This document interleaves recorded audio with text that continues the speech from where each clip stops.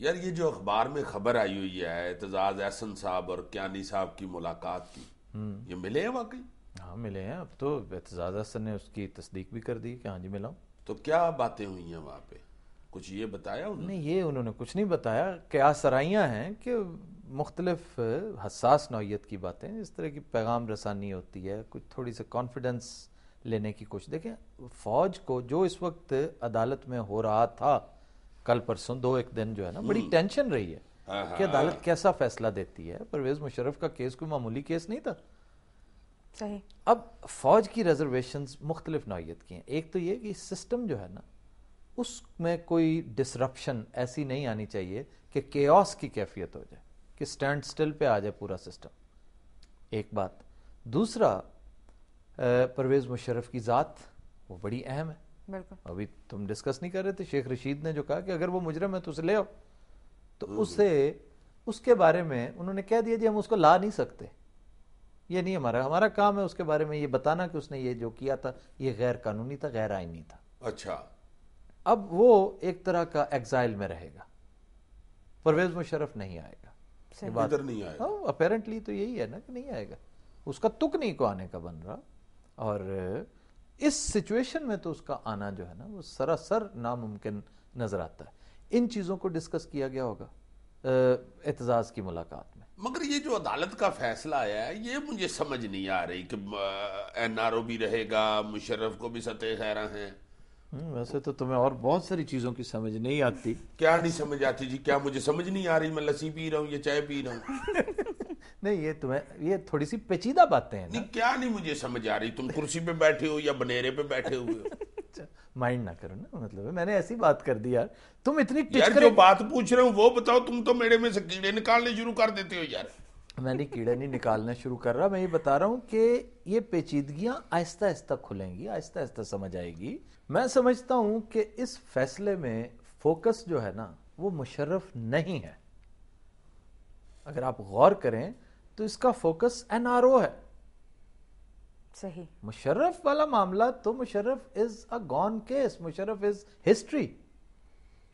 تو N R O کیا کسی شہید ترخان نے بنایا تھا جی؟ نہیں، میرا مطلب ہے این آر او کا فائدہ مشرف نے نہیں اٹھایا تھا، احمق میں یہ کہہ رہا ہوں۔ اچھا، این آر او کا فائدہ جن لوگوں نے اٹھایا تھا انہیں اس پر شدید تشویش ہونی چاہیے، اور وہ آصف علی زرداری صاحب ہیں، ان کے دیگر دوست ہیں۔ انہوں نے کہہ تو دیا عدالت نے کہ جی آپ اس کو 120 دن کے اندر اندر جو ہے وہ ایکٹ آف پارلیمنٹ بنائیں، لیکن ایکٹ بنوانے کے لیے ان کو اکثریت چاہیے وہاں پر۔ اپیرنٹلی پارٹی کی اکثریت ہے، پیپلز پارٹی خود کتنی کو انٹیکٹ ہے۔ دیکھیں پیپلز پارٹی میں بھی تو رخنہ اندازی موجود ہے، بہت زیادہ۔ پیپلز پارٹی میں پولرائزیشن موجود ہے، ایسا ایک طبقہ موجود ہے بڑا تگڑا ہو چکا ہے وہ جو اس این آر او کے خلاف ہے۔ زرداری صاحب کے بہت سارے ڈسیڈنٹس نکل آئیں گے بیچ میں سے، ہر ایک کے ساتھ تو نہیں بنتی نا زرداری صاحب کی۔ چنانچہ ابھی بہت طویل عرصہ ہے، یہ آپ کو 120 دن جو ہے نا یہ کافی لمبا عرصہ نظر آ رہا ہے۔ میں نہیں محسوس کرتا کہ یہ اتنی آسانی سے ایکٹ بن جائے گا۔ تو کیا پھر زرداری صاحب کنٹینیو کر سکیں گے؟ زرداری صاحب نے میجر بینیفٹس جو اس آرڈیننس کے تھے وہ تو لے لیے ہیں، ان کو مالی طور پر وہ جو مسائل تھے وہ ختم ہو چکے ہیں، کیسز جو ہیں وہ ختم ہو چکے ہیں، اور ویسے بھی وہ کیسز پروو نہیں ہو سکے تھے۔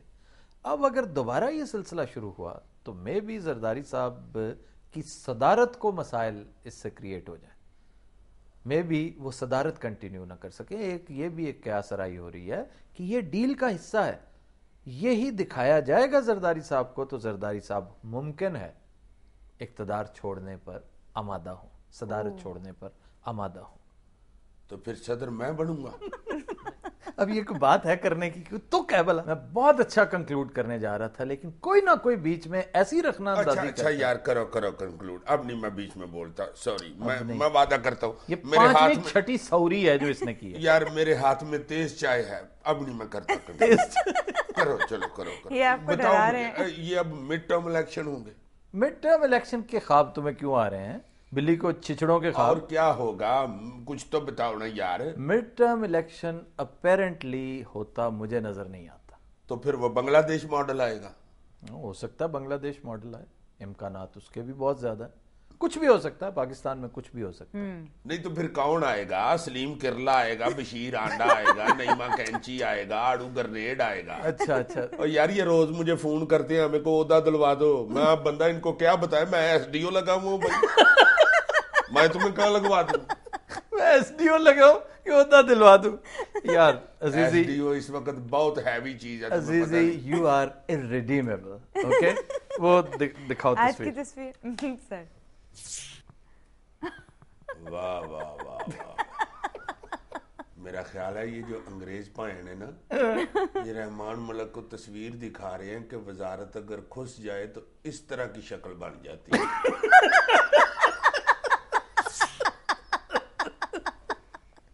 ख्वातीन हज़रात, आज के शो का वक्त खत्म हुआ, आपसे मुलाकात होगी इंशाल्लाह कल। इजाजत दीजिए, अल्लाह हाफ़िज़ व नासिर।